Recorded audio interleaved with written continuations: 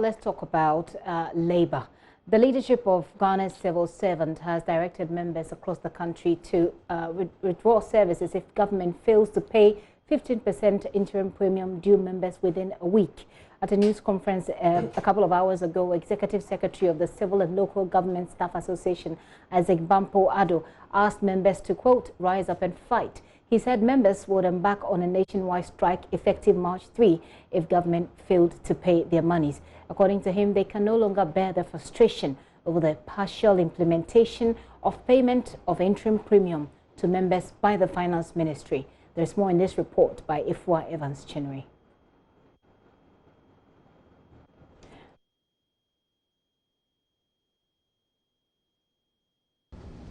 Press conference on the non-implementation of the full content of the 2016 Memorandum of Understanding on Interim Premium for constituents of Civil and Local Government Staff Association, Ghana, CLOGSAG. The National Executive Council of the Civil and Local Government Staff Association, Ghana, CLOGSAG, held an emergency meeting on Wednesday, 19 February 2020, at the CLOGSAG National Secretariat to discuss the partial implementation of payment of premium to its members. The memorandum signed between the government of Ghana, being represented by the Ministry of Employment and Labor Relations, the Ministry of Finance, and Fair Wages and Salaries Commission on one hand, and the Civil and Local Government Staff Association, Ghana, CLOGSAG, on the other hand, gave a 15% interim premium payable to CLOGSAG members with effect from 1st January 2017. To date, only 10% interim premium has been paid. Thus, at this meeting, held on Wednesday, 19 February 2020, the National Executive Council of CLOGSAG decided that notice should be given to the National Labour Commission and our employers that on 3rd March 2020, members of CLOGSAG would be embarking on a nationwide strike to demand the full implementation of the 16th August 2016 Memorandum of Understanding between us. We have waited long and can no longer bear the frustration and demotivation that characterize this obvious inequity. Constituents of CLOGSAG deserve better. Let us rise up, as always, and fight for what we deserve. It is time-tested that workers' benefits most often are not granted on a silver platter. Meanwhile, all CLOGSAG members are to wear red bands and fly red flags at vantage points. Job way! Job way! Long live CLOGSAG, long live Ghana. Thank you very much.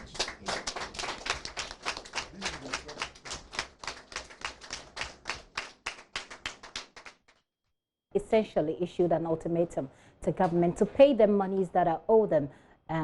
Otherwise, they're going on strike, and they've already set a date, which is the 3rd of March. Their representatives are here in the studio. You will interrogate this matter further. But like I said, you can send us a message on our WhatsApp platform, 0540109009. Emmanuel Aqua is the national organizer of CLOGSAG. Mr. Aqua, you're welcome to the show. Thank you, madam. I also have here Eddie Akwe. He is a PRO.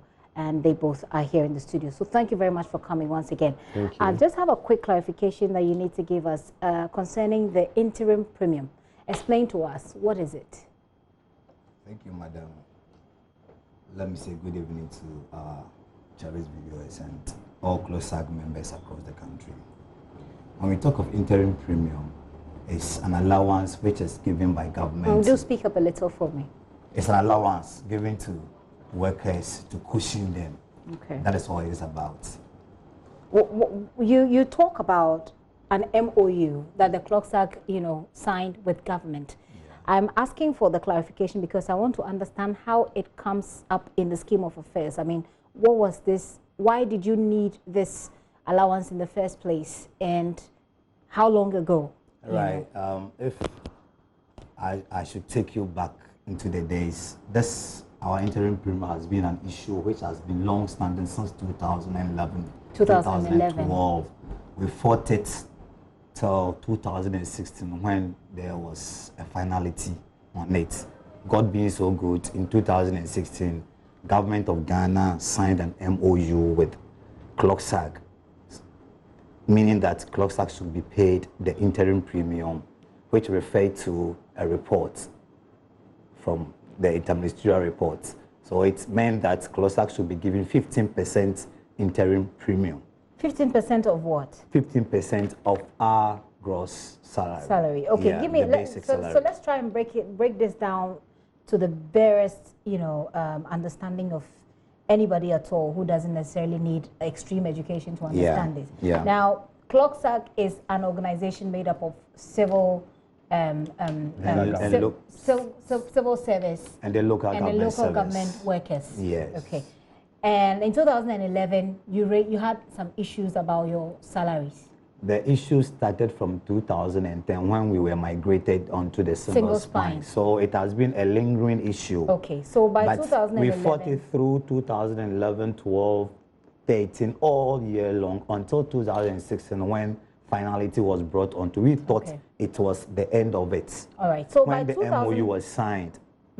So 2016, you signed an MOU, government signed an MOU with CLOGSAG. This was which year, which month in 2016? The MOU was signed in 2000, that is 16th August 2016. Okay, an MOU? Yes. So this MOU was signed in 2016, and then it was supposed to give you what, 15% of gross salary? Yeah, 15% interim premium on our basic salary, effective 1st January 2017. Okay, so essentially, and I'm looking at this from a government and change of government perspective. It means that the NDC government at the time, we were just about going into an election in 2016, signed this MOU with you, and it was supposed to be effective in January 2017. Yeah. By January 2017, nothing happened. What happened? Tell January 2017, they started paying the 10%. Meanwhile, the bargain was for 15%. Okay, hang on. I'll just take you back a little, because you talk about a 15% and you're talking about another 10%. Yes, that's so why let us understand what I'm telling you now. You know, we said we wanted 15%. Okay. They started with the negotiation, and they started with 10%, with the understanding from the MOU that every year we're going to move forward till we get to the 15%. Okay. Now, since 2017, the 10% has been paid. Okay. Now, in recent times, there was a letter that came about from the Minister of Finance saying that now the 10% will be increased to 12%, which we think then gradually we are getting to the 15%.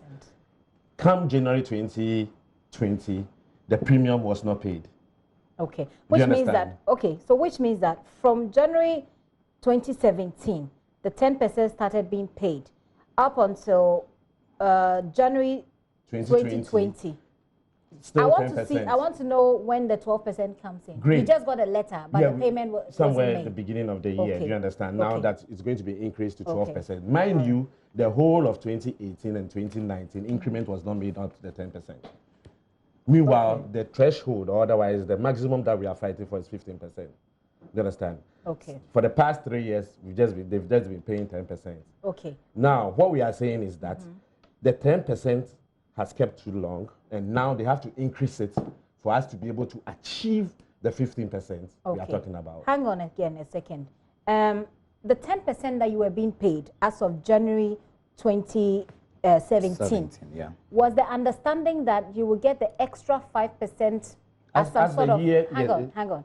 Was the understanding that you were going to get there? So if it's 10% and the agreement was for 15%, it means that there is a 5% deficit. Yeah. Was the agreement that you were going to get that 5% in some sort of back pay along the line, or was it that we're starting with 10% and as we can, we will give you an addition or the additional 5%? What was the agreement? The issue is that the MOU stipulates 15%.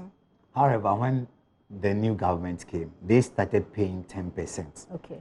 But they paid the 10%, referring to the MOU signed. And what does the MOU say? The MOU says that CLOGSAG should be given 15%. Actually, we are workers who we work with government. So out of goodwill, we thought gradually you will get there. So as far as CLOGSAG was concerned, it was okay for you to take the 10%, knowing that at some point you would take 15%. Not necessarily being okay for us, because... No, but I get you. You said that you work with government. That so you thought that in goodwill, goodwill is there. Faith, so gradually we would get there. Okay. That is what we thought. So there was no agreement for any further back pay. Since they paid the 10%, we had been engaging government on the additional 5%.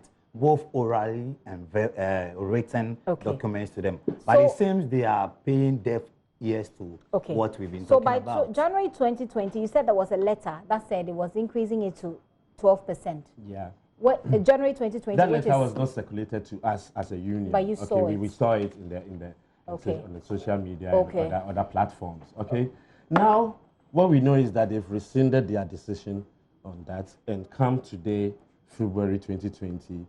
There has not been any increment in the premium. Okay. So mind you, this interim premium was given to all other workers within the public sector, and we as civil servants are fighting for ours. Okay. When you say, hold on, when you say interim premium, are you referring to the whole 15%? Yes, that is that all the other sectors have received the 15%. Some of them more than 15%. Okay. Just that we negotiated and we had the 15%. Okay. And government thought it wise that we are due for the 15%. You see, what we are trying to what we are trying to say is that we want the full implementation of the MOU. Simple.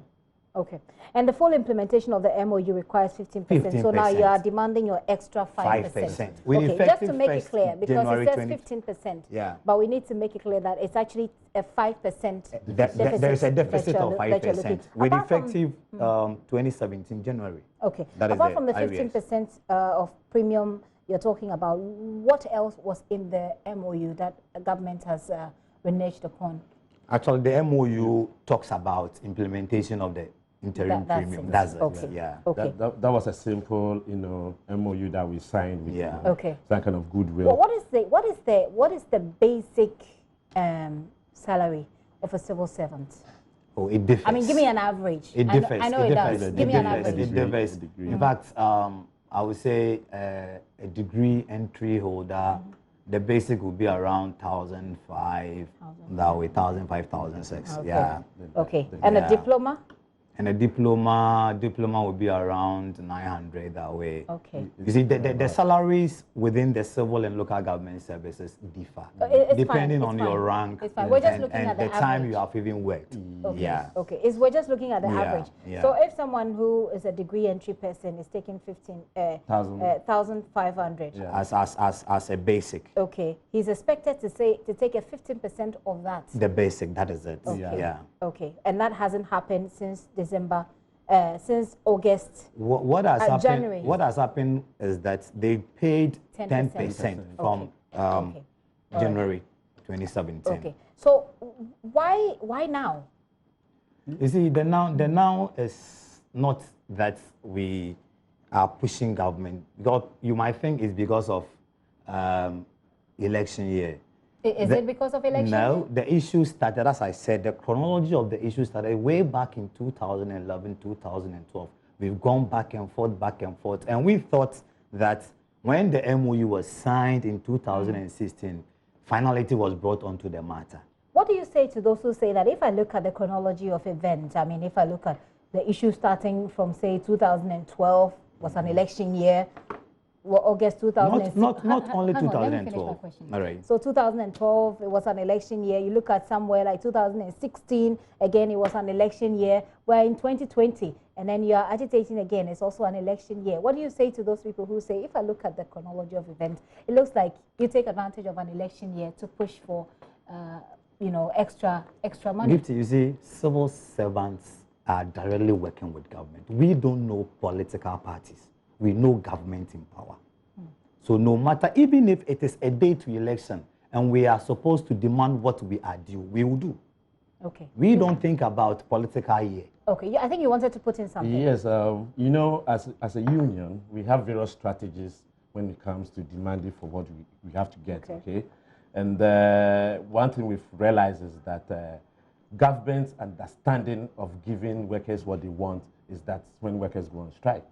You understand? Because government really don't like the, that kind of, in-house, face-to-face talk and agreement. Look at this beautiful MOU that we've signed. When you read it, you realize that it's so simple of a matter. Why is it that it has taken more than 5 years for it to be implemented? More especially to civil servants who are working within the central and local government. Okay. Every government, Gifty, are you listening? I'm listening. Every government always boasts of the fact that they have performed. The question is, who have helped them to perform? Every government, NDC came, they said they have performed. NPP said they have performed. Who are helping them to perform? When the minister goes to the office, okay? When the minister goes to the office, who is he or she going to work with? It's a civil servant. Okay. So essentially, the point you're making is that now that you've told your members to be on standby to withdraw their services, that governance is going to suffer. That's the point. Yes, exactly. I believe if that's the language they understand, and we must act on that, okay? What we are telling our members is that come today we have declared the intention of strike. By 3rd March, if we are not listening to, we'll go on nationwide strike because the NEC is made up of all regions, regional secretaries and regional executives, in fact. Okay. They met today and took that decision. It means that in every region of this country, the 16 regions, there is going to be shutdown in the local governance service, and there's also going to be shutdown in the civil service, which is mainly the ministries. Okay? We are serious about this matter because we've realized that as civil servants, governments do not take us seriously. All right. So, I'm wrapping up this conversation. Have you engaged? I mean, to what extent have you engaged or exhausted, the available options before getting to the media? Earlier I told you that we've engaged the powers that be. Who are the powers that be? That is government. I mean, our employer. Who? He is our employer. Are you doing so through the labor relations minister? Because I've seen here, is this the memorandum of understanding? That is the MOU. It is. That was signed by Haruna Idrisu. The Ministry of Employment in there. Then we have Ministry of Finance Employment in there. And Labor we Relations. have Fair Wages and Salaries Commission in there. Those are the key players when it comes to Have you engaged them? And we've been engaging them. Let's start with it. Let's start. We're wrapping up. Let's start with the Fair Wages and Salaries Commission. What are they saying to you? We have engaged all the stakeholders because you see, when you look at the memorandum of understanding. No, I get that one. Yeah. What I'm saying is that I want to find out your engagement with these stakeholders that you mentioned. What are they saying? We are not getting good. What do they tell you? What do they tell you? You see, Gifty, sometimes when you are talking with government on such issues, it's like they are not taking our matter seriously. So we have to let them know that. What is it that they told you that gave you the impression that they are not taking the matter seriously? No, the issue is simple. There is an MOU. Implement the full thing in the MOU. No, you're not getting me. I'm not sure you're getting me. Do my viewers a favor by telling them what is it the sort of feedback you're getting, because I get you when you say that it looks like you're engaging, but they're not. Hang on, you're engaging, but they're not taking you seriously, and that's not fair to anybody. But I'm asking.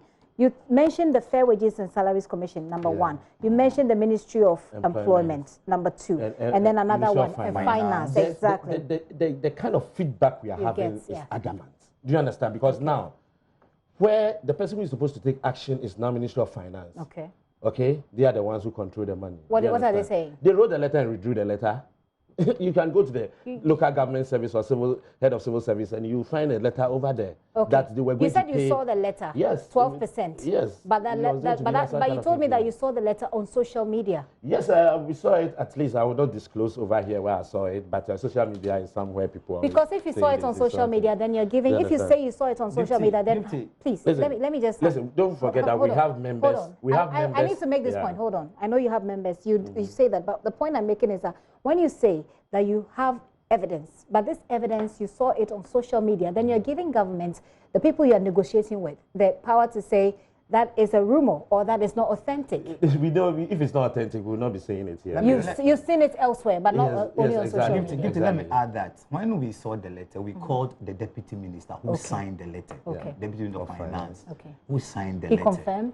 And we booked an appointment. Our executive secretary booked an appointment with her to discuss the issues in the letter. And could you imagine? no, she didn't give him. The thing is that when the executive secretary went to the office, the woman was in the office and asked the secretary to tell our executive secretary that he's not she's in. on leave. Meanwhile, on a very How do you know she was in the office? Oh, we have intelligence. Don't forget that. Okay. Yeah, Wait, my viewers can only hear one person at a time. Yes, you're right. Let me tell you, this is so emotional because you are taking us for a ride. I get the emotion, so you feel disrespected. Exactly. It is in bad faith for government to be treating us this way. Today we are talking about interim premium. Tomorrow we'll come here and talk about other services that you realize that civil servants are being cheated. Look at the salary somebody is taking, first degree. Look at the salary HND person is taking. All right, let's wrap up this conversation. I'll take final words from both of you. 3rd of March, you're not going to go to work at all, or you'll be at work but you won't work? To come.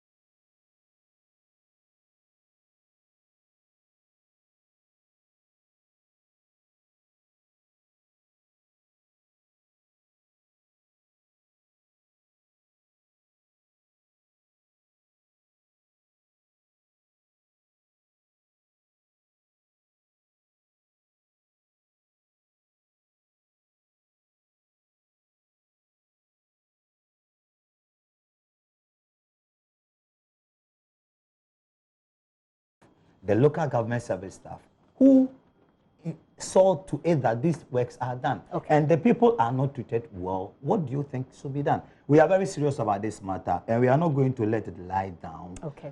On 3rd of March, if nothing is heard positively, if the 5% deficit is not positively heard to be paid, strike is going to happen. We shut down government machinery. We shut down government machinery. We shut down government machinery. Thank you very much. Thank you very much for joining us here in the studio to give us further clarification on the press conference. I've been talking to Emmanuel Akwa. He's a national organizer for CLOGSAG. I also had here Eddie Akwe. He's a PRO. And both of them are saying that on 3rd March, government machinery, they will shut down government machinery because they will not provide any of their services for government to continue its work. And this, they're saying, is because a 5% deficit has been is being held back by government. That's supposed to be paid on a certain MOU that they arranged with government in 2016. They've already started wearing red armbands. So hopefully they want to hear something from the key stakeholders. Thank you very much for coming once again. Thank you, Gift.